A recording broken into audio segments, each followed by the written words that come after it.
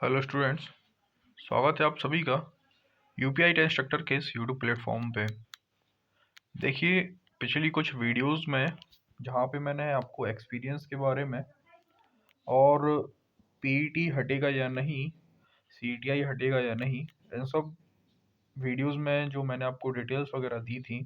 तो उन वीडियोस पर कुछ कमेंट्स थे एमबीए और बीबीए के स्टूडेंट्स के, जो काफ़ी ज़्यादा कन्फ्यूज़न में थे और ये जानना चाहते थे कि ये जो एम्प्लॉयबिलिटी स्किल के लिए जो वैकेंसी आई हैं, जिसमें 158 ओवरऑल पोस्ट है आईटी इंस्ट्रक्टर में, तो ये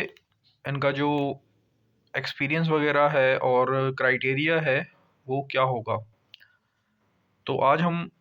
इसी पर बात करेंगे कि आखिरकार एडवर्टाइजमेंट कहता क्या है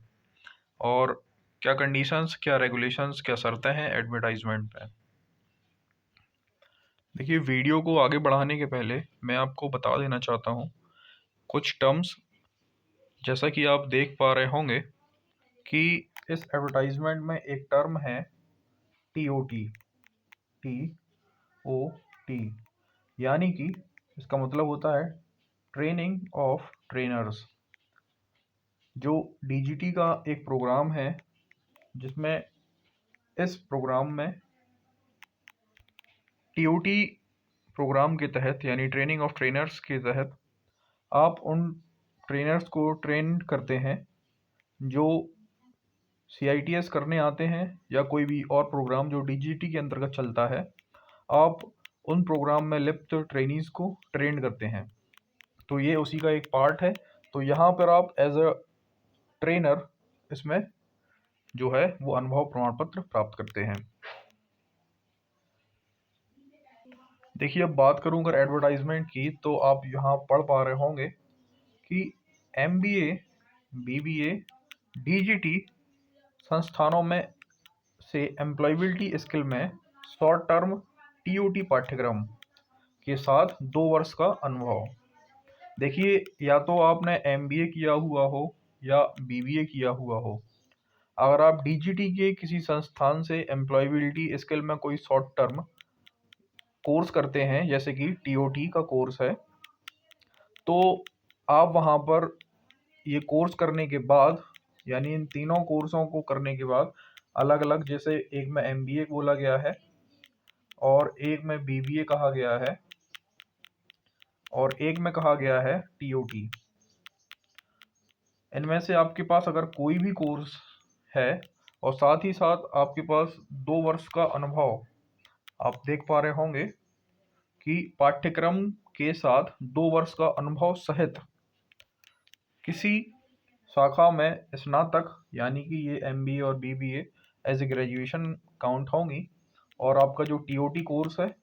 वो एक डिप्लोमा कोर्स होता है। तो पहली लाइन ये क्लियर हुई। अब देखिए, नेक्स्ट हेडिंग जो है, इसमें अगर हम बात करें कि जिन कैंडिडेट्स ने 12th यानी कि 12वीं या डिप्लोमा किया हो, तो उनकी क्राइटेरिया क्या होगी। तो उनके क्राइटेरिया के लिए आप देख पा रहे होंगे कि या तो 12वीं में या डिप्लोमा के बाद जिन्होंने डायरेक्ट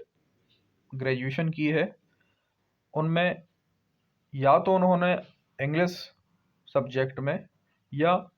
कम्युनिकेशन इंग्लिश सब्जेक्ट में, इन दोनों में से अगर कोई भी एक आपके पास है, तथा साथ ही साथ बेसिक कंप्यूटर का अध्ययन भी अगर आपके पास है, तो आप इसके लिए एलिजिबल हैं। तो ये जो एक पूरा पैराग्राफ है, ये पर्टिकुलर उस पोस्ट के लिए है जो एमबीए वगैरह और बीबीए और डीजीटी से एम्प्लॉयबिलिटी स्किल में शॉर्ट टर्म कोर्स कर रहे हैं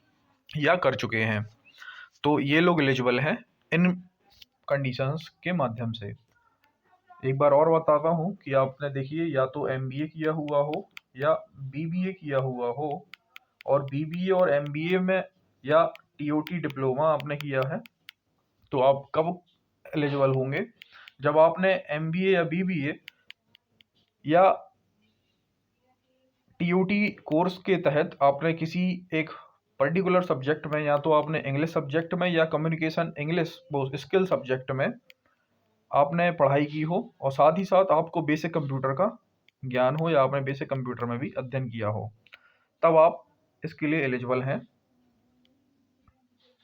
साथ ही साथ आपको 2 वर्ष का एक्सपीरियंस सर्टिफिकेट भी इसमें मांगा गया है।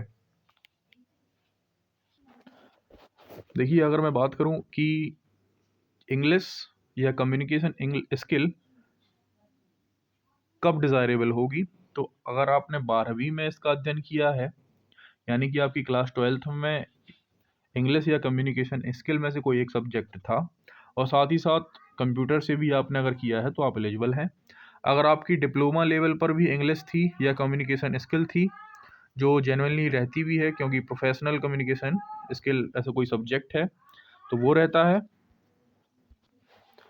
और साथ ही साथ आपने अगर आपकी ग्रेजुएशन में या 12th या डिप्लोमा में आपका कंप्यूटर भी था, तब भी आप इन सभी कंडीशंस के साथ इस वैकेंसी में एलिजिबल हैं। अब यहाँ बात करते हैं कि अथवा में, ये देखिए, ये एक कंडीशन है कि वो लोग, ये अलग एक पैराग्राफ है और ये अलग है, या तो ये चीज़ होना चाहिए या ये चीज़ होना चाहिए, अथवा का यही मतलब होता है। तो ये फर्स्ट कंडीशन थी और ये सेकंड कंडीशन है। फर्स्ट कंडीशन में जो जो एक्स्ट्रा कंडीशंस उसके अंदर ऐड ऑन है,